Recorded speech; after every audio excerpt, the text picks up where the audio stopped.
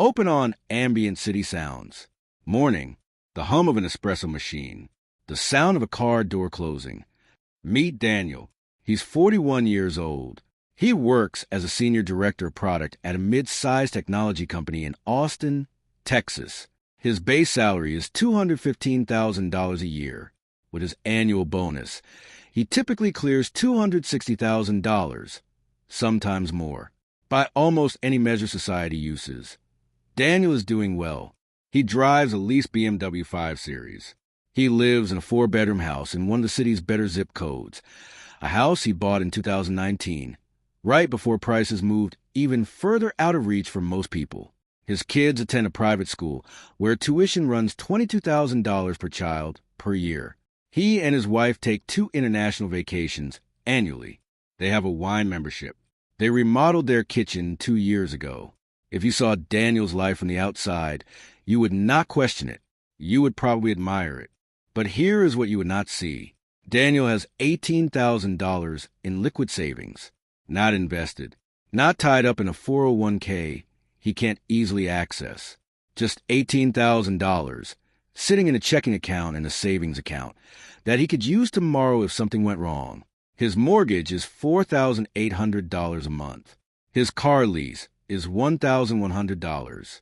School tuition comes to $3,600 a month when averaged across the year. His household's fixed monthly obligations, mortgage, lease, insurance, subscriptions, minimum debt payments, tuition, total just over $14,000. That's before groceries, before utilities, before the incidental expenses of a life that has been designed over time to operate at a certain level. Daniel earns good money. Daniel is also one missed paycheck away from a crisis. And the most important part of this story is not that Daniel made reckless decisions. He didn't spend irresponsibly. He didn't gamble or abuse credit cards or live beyond his means in any obvious way. He did what his income seemed to invite him to do. He upgraded his life in proportion to what he earned. And that quietly is the trap. There's a concept in personal finance that most people vaguely understand but rarely examine closely. It's the gap between earning a lot of money and having financial security. These two things feel like they should be the same. In practice, they often aren't. The high-income poverty trap describes a specific financial condition. It is not poverty in conventional sense. There is no shortage of income. The word poverty here refers to something more subtle, a poverty of resilience, of flexibility, of options.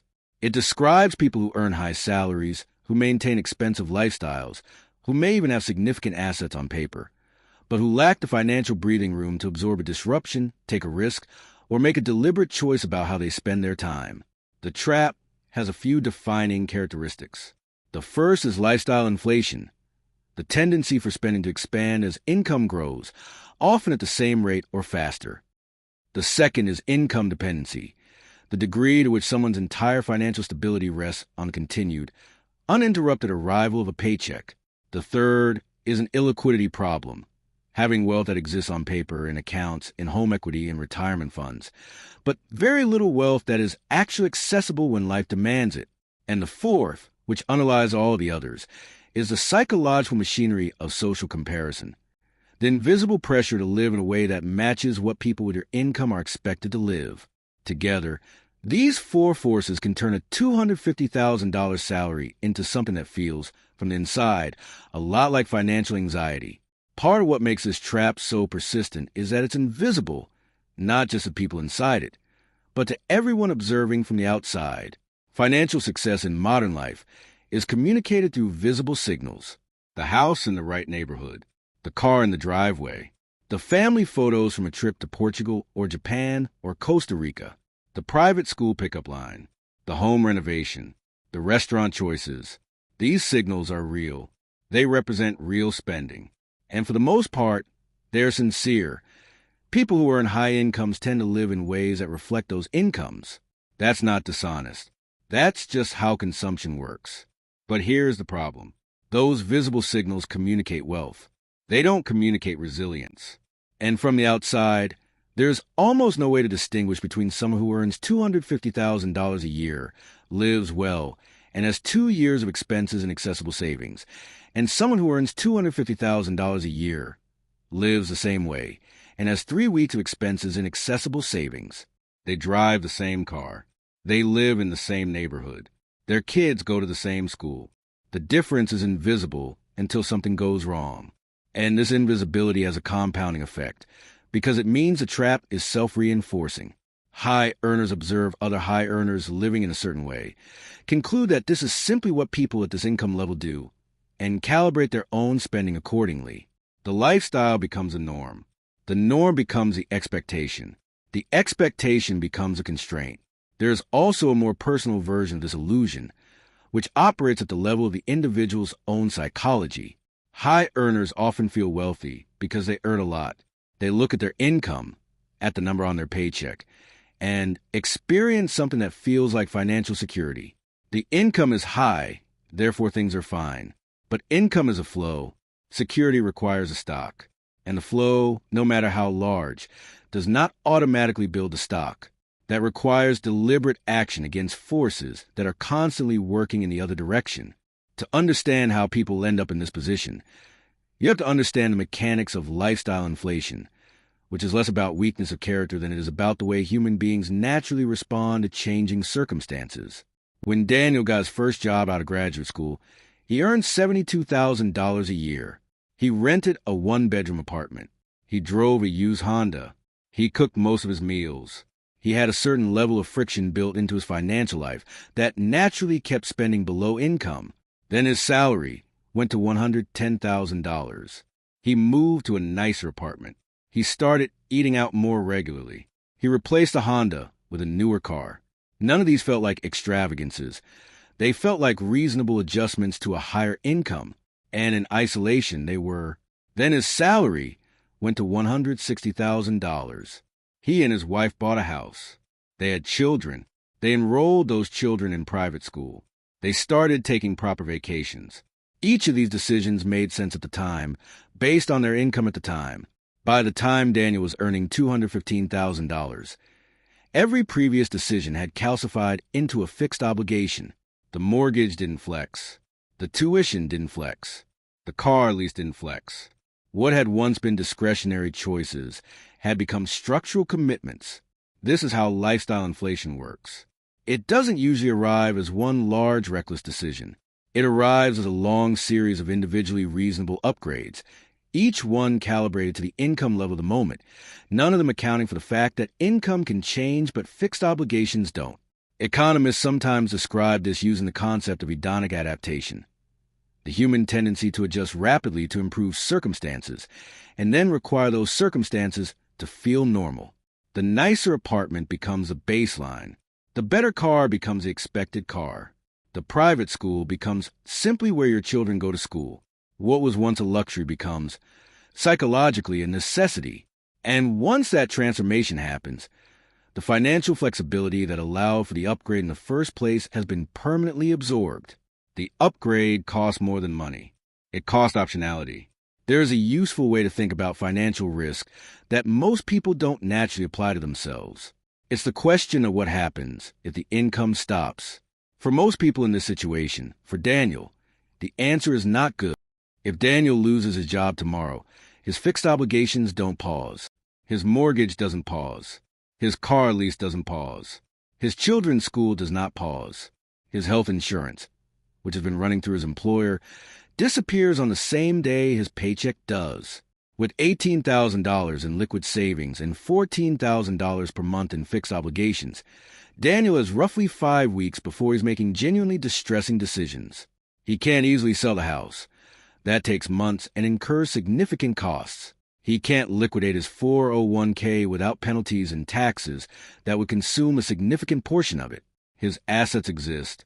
They're just not accessible in the way that matters when things move quickly. This is income dependency. It is the state of having structured your financial life around the assumption that a specific income will continue to arrive without building meaningful protection against a scenario where it doesn't. And this is not a marginal risk.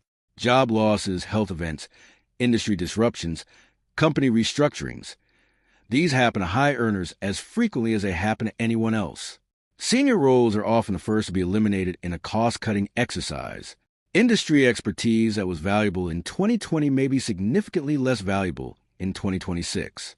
The professional world does not offer the kind of security that a high income can seem to imply. What's particularly interesting from a behavioral standpoint is that income dependency tends to be self-concealing. When income is flowing, there is no signal that anything is wrong. The check's clear. The obligations are met. Life feels stable because, in the immediate term, it is stable. The risk only becomes visible when the income stops, at which point it becomes an emergency rather than a planning problem. This is the nature of a latent risk. It doesn't announce itself. It accumulates quietly below the surface until the conditions that were keeping it invisible change. Let's slow down on a distinction that matters enormously here, but that doesn't get nearly enough attention in the way most people think about their finances. There is a difference between net worth and liquidity, between what you own and what you can actually use. Daniel's net worth on paper is reasonably substantial. His house has appreciated since he bought it in 2019. It's probably worth $850,000 now, and he owes about $620,000 on the mortgage, giving him roughly $230,000 in equity. His 401k has grown to about $310,000. He has some stock options from his employer, unvested. That could be worth something in a few years. Add it up, subtract the debt, and Daniel's net worth is somewhere around $480,000. That is not nothing. For most households in America, that would be a significant achievement. But here's a practical question. How much of that $480,000 can Daniel actually access in the next 30 days if his life requires it? The home equity requires selling the house or taking out a home equity loan, both of which take time and have costs. The 401k money is accessible technically, but with a 10% early withdrawal penalty and income taxes on top, he would lose 30 to 40% of it to the government. The stock options are unvested and illiquid by definition. What Daniel can actually access quickly without significant friction or cost is that $18,000 in his savings account. From a practical standpoint, Daniel's financial position is not $480,000. It's $18,000. This distinction between what you're worth and what you can use is one of the most important and underdiscussed concepts in personal finance. Liquidity is not just about having money. It's about having money in a form that can respond to life as it actually unfolds, unpredictably and often quickly. A high net worth with low liquidity is not security. It is the appearance of security. It is a financial structure that looks stable in a spreadsheet and feels fragile in an emergency. The financial mechanics of the trap are important to understand, but they don't fully explain why it persists or why it's so difficult to escape, even when people recognize it. To understand that, you have to look at what financial fragility does to decision-making. There is a substantial body of research in behavioral economics on the relationship between financial stress and cognitive capacity. The core finding is not complicated, but it is significant. Financial stress consumes mental bandwidth. When people are worried about money, even people who earn a lot of money, that worry occupies cognitive resources that would otherwise be available for clear thinking, long-term planning, and good judgment. This creates a feedback loop that is genuinely difficult to interrupt. Consider Daniel's situation from the inside. He's in a job that is high pressure, that has become political in the past year, and that he increasingly suspects may not be the right long-term fit under different circumstances. With 2 years of expenses in an accessible account, he might start having quiet conversations about other opportunities. He might take a meeting with a startup that can't match his current salary in the short term, but offers equity that could be significant. He might feel the freedom to be honest in a performance review about what's not working. He does none of these things, because Daniel knows in a part of his mind that never really goes quiet, that he cannot afford to lose this income. The calculus is not abstract. It is immediate and concrete. The mortgage is due in 23 days. Tuition is due at the end of the month. He has 5 weeks of runway if everything stops. So he stays. He takes the meeting that feels safe rather than the one that feels right. He absorbs the frustration. He manages his boss carefully. He performs a version of engagement that keeps his position secure. And in doing so, he makes decisions that are rational given his constraints, but that compound the underlying problem. He doesn't take the career risk that might change his trajectory. He doesn't negotiate from strength. He doesn't build towards something different. Financial fragility, in this way, is not just a balance sheet problem. It is a decision-making problem. It quietly eliminates options that would otherwise be available, and it does so without the person necessarily recognizing that the options are gone.